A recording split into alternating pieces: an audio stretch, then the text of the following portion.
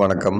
இப்போ நம்ம இந்த வீடியோவில் எதை பற்றி பார்க்க போகிறோம்னா, டிஎன்யூஎஸ்ஆர்பி 2025 கண்டக்ட் பண்ண எஸ்ஐ எக்ஸாம் எழுதிட்டு ஃபிசிக்கல் பண்ணலாமா வேண்டாமா, நம்ம பாஸ் பண்ணோமா பாஸ் பண்ண மாட்டோமா அப்படின்னு ஒரு குழப்பமான மனநிலையில் இருக்கிறவர் நீங்களா?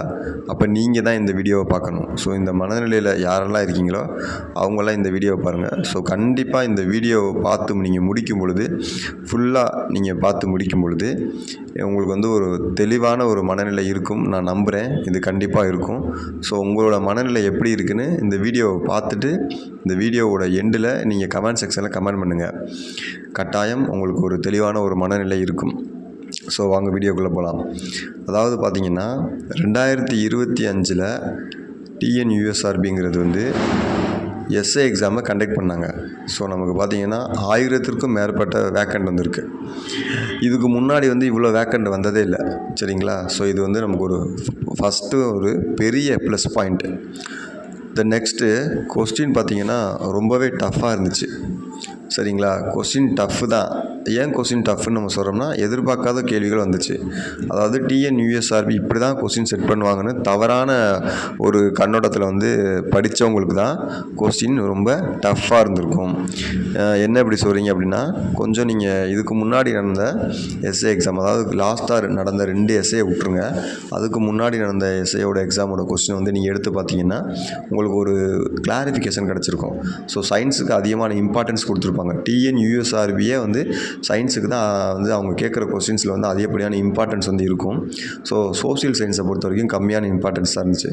ஸோ லாஸ்ட்டாக நடந்த 2 எஸ்ஐ செலெக்ஷனில் அந்த கொஸ்டின் மட்டும்தான் பார்த்திங்கன்னா வந்து சயின்ஸுக்கு குறைவான கொஸ்டின்ஸும் சோஷியல் சயின்ஸுக்கு வந்து அதிகமான கொஸ்டின்ஸும் கொடுத்துருந்தாங்க. ஸோ நம்ம எல்லோரும் என்ன பண்ணிட்டோம்னா இதை வந்து பேஸ் பண்ணி படிச்சிட்டோம். ஆனால் அவங்க வந்து எப்போவும் கேட்குற மாதிரி காமனாக ஒரு சராசரியாக டிஎன்யூஎஸ்ஆர்பியோட கொஸ்டின் எப்படி இருக்குமோ அதே மாதிரி தான் அவங்க கேட்டிருக்காங்க. ஸோ வந்து சயின்ஸுக்கு அதிகமான இம்பார்ட்டன்ஸ் கொடுத்து, அது போக 6th to 10th வந்து எப்போயுமே வந்து குறைவான வினாக்கள் வந்து இடம்பெற்றிருக்கும். 11th 12th தான் எஸ்ஏயை பொறுத்த வரைக்கும் அதிகமான வினாக்கள் இருக்கும். 2010, 2015, 2008 இதில் கேட்ட கொஸ்டின்ஸ்லாம் நீங்கள் வந்து அனலைஸ் பண்ணி பார்த்தாலே தெரியும். 11th 12th இருக்கக்கூடிய கொஸ்டின்ஸ்லாம் வந்து அதிகமாக இருக்கும். ஏன்னா இது வந்து டிகிரி ஸ்டாண்டர்ட் எக்ஸாம்னால 11th 12th இருந்து மட்டும்தான் அதிகமான கேள்விகள் வந்து கேட்டிருப்பாங்க. ஸோ அதே போல் தான் இந்த தடவை என்ன பண்ணாங்கன்னா ஃபிசிக்ஸ் கெமிஸ்ட்ரி வந்து 11th 12th கேட்டிருக்காங்க. ஸோ யாருமே வந்து எதிர்பார்க்காத ஒரு கேள்விகள்னால உங்களுக்கு வந்து அந்த கொஸ்டின் வந்து ரொம்ப டஃப்பாக வந்து தெரியுது, சரிங்களா? ஸோ இதுக்கு வந்து கட் ஆஃப் அப்படின்னு ஒவ்வொரு யூடியூப் சேனல்ஸ் வந்து ஒன்று போடுறாங்க, சரிங்களா? இப்போ வந்து நானும் உட்பட நம்ம சேனல் உட்பட வந்து யாருமே வந்து இதுதான் கட் ஆஃப் மார்க்குன்னு சொல்லிட்டு வந்து போடவே முடியாது. ஏன்னா நம்ம கடவுள் கிடையாது, நம்ம டிஎன்யூஎஸ்ஆர்பி கிடையாது. ஸோ அவங்க வந்து அஃபிஷியலாக உங்களுடைய வந்து நீங்கள் பாஸ் அப்படின்னு அறிவித்தா மட்டும்தான் நீங்கள் பாஸ். அந்த விட்டுருக்க லிஸ்ட்டில் வந்து உங்களுடைய பேர் வந்திருக்கணும், அப்போ மட்டும்தான் நம்ம பாஸ். அது வரைக்கும் நீங்கள் வந்து பார்த்தீங்கன்னா எக்ஸாம் தான் எழுதியிருக்கீங்க, ரிசல்ட் வரல. நீங்கள் என்ன பண்ணிடுறீங்க, யாராவது ஒரு யூடியூப்காரர் வந்து இது வந்து 45க்கு மேலே எடுக்கணும், இல்லை 50க்கு மேலே எடுக்கணும், இப்படி ஏதாவது ஒன்று சொல்லிடுறாங்க. இப்படி சொன்னோன்னு நீங்கள் அதை வந்து எடுத்துக்கிட்டு எனக்கு வரும் வராதுன்னு முடிவு பண்ணுறீங்க. தயவு செஞ்சு அந்த மாதிரி மைண்ட் செட்டுக்கு மட்டும் போகாதீங்க. இதுக்கு முன்னாடி நடந்த எஸ்ஐ 2023 பார்த்திங்கன்னா வெறும் குறைவான வேக்கன்சி, அதாவது 400 சில்லற வேக்கண்ட் தான் இருந்துச்சு. அந்த 400 சில்லற வேக்கண்ட்டில் பார்த்திங்கன்னா கொஸ்டின் ரொம்ப ஈஸி. ஸோ கொஸ்டின் ரொம்ப ஈஸியாக இருந்தனால கட் ஆஃப் வந்து ரொம்ப அதிகமாக இருந்துச்சு, சரிங்களா? ஸோ 60 கிட்ட இருந்துச்சு. அதுக்கப்புறம் பார்த்திங்கன்னா 58 59 வந்துச்சு. மறுபடியும் கூப்பிட்டாங்க. ஸோ அடுத்தடுத்த ப்ராசஸ். இப்போ நாளைக்கு அவங்க அப்பாயின்மெண்ட் ஆர்டர் வாங்க போகிறாங்க. ஸோ அது வந்து கொஸ்டின் ரொம்ப ஈஸி, வேக்கண்ட் ரொம்ப கம்மி. அதுக்கு முன்னாடி நடந்த எஸ்ஐ எக்ஸாமை பார்த்தோன்னு வச்சுக்கோங்க. ஸோ அதுவும் அதே போல் தான், கொஸ்டின் வந்து ஓரளவுக்கு ஈஸியாக இருந்துச்சு, வேக்கண்ட்டும் கொஞ்சம் குறைவாக இருந்துச்சு. ஸோ 2020 நடந்த ஒரு எஸ்ஐ எக்ஸாம் பார்த்திங்கன்னா 900 வேக்கண்ட் இருந்துச்சு. கொஸ்டின் வந்து ரொம்ப ஈஸின்னு சொல்ல முடியாது, ரொம்ப கஷ்டமும் சொல்ல முடியாது. கொஸ்டின்ஸ் எல்லாமே வந்து பேராகிராஃப் மாதிரி வந்து ரொம்ப பெருசாக இருந்துச்சு. ஆனால் ஓரளவுக்கு வாசித்து லைட்டாக அண்டர்ஸ்டாண்ட் பண்ணக்கூடியவங்களுக்கு போட்டுற மாதிரி தான் இருந்துச்சு. ஸோ அதுக்கு எவ்வளோ கட் ஆஃப் வச்சுருந்தாங்கன்னா 48.5 வச்சுருந்தாங்க, சரிங்களா? பிசி, அதாவது பொதுவாக நம்ம ஆவரேஜாக பார்க்குறோம் வச்சுருந்தாங்க. பொண்ணுங்களுக்கு 42 வச்சுருந்தாங்க. ஸோ நீங்கள் கவனிக்க வேண்டிய விஷயம் என்னென்னா, 900 வேக்கண்ட்டுக்கே அவங்க எவ்வளோ வச்சுருக்காங்க, 48.5 தான் வச்சுருக்காங்க. ஸோ இந்த தடவை பார்த்திங்கன்னா 1000க்கு மேலே வேக்கண்ட் டிஎன்யூஎஸ்ஆர்பி வரலாற்றில் இவ்வளோ வேக்கண்ட் வந்து அவங்க வந்து எஸ்ஐக்கு வந்து செலெக்ஷன் பண்ணதே கிடையாது. இப்போ தான் வந்து வருது. ஸோ கொஸ்டின் பார்த்தீங்கன்னா இது வரைக்கும் நடந்த எஸ்ஐ எக்ஸாமோட கொஸ்டின் பேப்பர்லேயே இதுதான் ரொம்ப டஃப்பான ஒரு கொஸ்டின் பேப்பர். ஆனால் வந்து கொஸ்டின் இதில் டஃப்புங்கிறத விட இந்த கொஸ்டின்லாம் எங்கேருந்து கேட்குறாங்கன்னு நம்ம ஆல்ரெடி தெரியும். அவங்க கேட்குற கரண்ட் அஃபேர்ஸ் எல்லாம் நீங்கள் 6 மாதம் படிச்சுட்டு போயிருப்பீங்க. ஆனால் அவங்க வந்து மனோரமா இயர் புக்கில் தான் எப்போயுமே கரண்ட் அஃபேர்ஸ் கேட்குறாங்க. அதே மாதிரி ஆர்எஸ் அகர்வால் புக்கில் இருந்தால் அவங்க ரீசனிங்லாம் கேட்குறாங்க, அதுவும் நமக்கு தெரியும். அதே மாதிரி வந்து எஸ்ஐன்னு சொன்னாவே கண்டிப்பாக 11th 12th தான் படிக்கணும்னு தெரியும். டிஎன்யூஎஸ்ஆர்பியே சயின்ஸுக்கு தான் இம்பார்ட்டன்ஸ் கொடுக்குறாங்கன்னு தெரியும். சரிங்களா? ஸோ இதெல்லாம் தெரிஞ்சும் நம்ம வந்து சரியாக படிக்காமல் போய் தான் நமக்கு வந்து கொஸ்டின் வந்து டஃப்பாக தெரியுது. குரூப் 4 எக்ஸாம் எடுத்துக்கோங்க. எவ்வளவோ பேர் வந்து கஷ்டம்னு சொன்னாங்க. ஆனால் அவ்வளோ கஷ்டமான கொஸ்டின் பேப்பர்லேயும் யாரோ ஒருத்தவங்க பாஸ் தான் ஆயிருக்காங்க. ஒருத்தவங்களாம் அவங்க தேவையான வேக்கன்சி வந்து எடுத்திருக்காங்க. இதில் எனக்கு தெரிஞ்ச ஒருத்தவங்கலாம் பார்த்தீங்கன்னா லாஸ்ட்டாக நடந்த குரூப் 4 வந்து ஃபாரஸ்ட் கிளியர் பண்ணி வேலைக்கு போயிட்டு அதுக்கப்புறம் மறுபடியும் குரூப் 4 வந்து கிளியர் பண்ணி இப்போ ஒரு விஏஓ எடுத்திருக்காங்க. ஸோ இந்த எவ்வளோ தான் கஷ்டமான பேப்பராக இருந்தாலும் யாரோ ஒருத்தவங்க மார்க்கில் வந்து உள்ளே வரதான் செய்கிறாங்க. சரிங்களா? அது வந்து ரிசல்ட்டு தான் தீர்மானிக்கும். அதனால் எக்ஸாம் எழுதின எல்லாருமே கட்டாயம் என்ன பண்ணுங்கள், ஃபிசிக்கல் ப்ராக்டிஸ் பண்ணுங்கள். ஏன் நான் சொல்கிறேன்னா, இந்த தடவை கொஸ்டின் ரொம்ப டஃப்பு, அதே மாதிரி வேக்கண்ட்டு கொஞ்சம் அதிகம். அதனால் கட் ஆஃப் வந்து குறையும். நீங்கள் கேட்குறீங்க எவ்வளோ குறையும்னு கேட்குறீங்க. ஏன் 2020 நடந்த மாதிரி 47க்கு கீழே கூட வரலாமே. இதை நாம தான் முடிவு பண்ண போகிறோம்?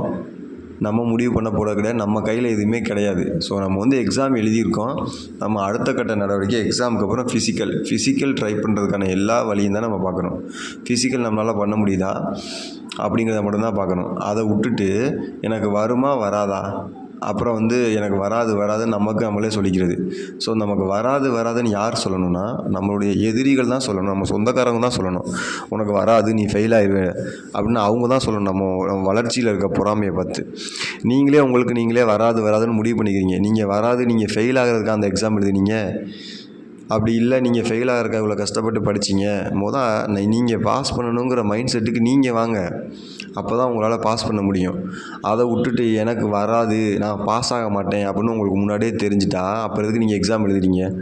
ஒரு முயற்சி தானே பண்ணி பார்த்தீங்க நம்மளால் முடியும்ட்டு. அதே மனநிலையோட உங்களால் முடியும், நம்ம பாஸ் பண்ணுங்கிற நம்பிக்கையோட நீங்கள் வந்து ஃபிசிக்கலை வந்து ட்ரை பண்ணுங்கள். அதுக்காக முயற்சி பண்ணுங்கள். இன்னும் டிஎன்யூஎஸ்ஆர்பி ரிசல்ட் பப்ளிஷ் பண்ண கிடையாது.